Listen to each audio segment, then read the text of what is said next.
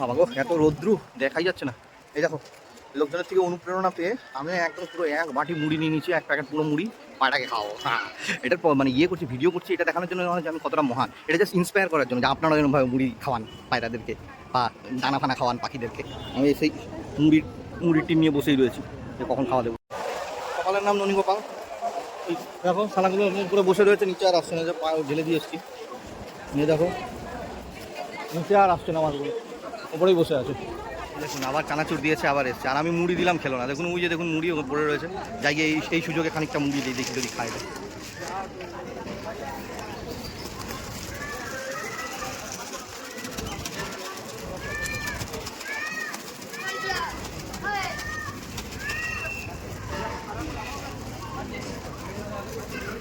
দেখো চানাগুলো খাচ্ছে, মুড়িগুলো আর খাচ্ছে না গো, আমারই কপাল খারাপ।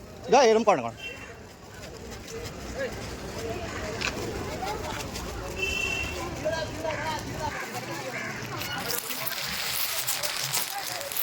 মুড়ি খায় এখন, মানে মুড়ি অনেক খেয়ে নিয়েছে না, আর সামনে চানা পেয়েছে আর কই মুড়ি খায়। দেখ ভাই, আমি আমার দেওয়ার মতন দিয়ে দিলাম, এবার তোরা খেলে খা না। দেখো এখন খানিকটা খাচ্ছে, ওই যে দেখো ওইখানে যে ফেলেছিলাম ওইটাও খাচ্ছে, এখন এইটাও খাচ্ছে। ওই চানাচুরটা দিয়েছিল যে, ওই চানাচুরের লোভে খানিকটা মুড়ি খাচ্ছে, তাও একদম মানে হাঁপুদুপুত করে খাচ্ছে, যে ওরমটা নয়। খুব ভালো লাগে এরকম পাখিকে খাবার দিয়ে এরকম বসে থেকে দেখতে। আমার কাছে এখন বর্তমান ফালতু টাইম আছে তাই আমি দেখছি, কিন্তু সাধারণত এতটা টাইম থাকে না লাইফে।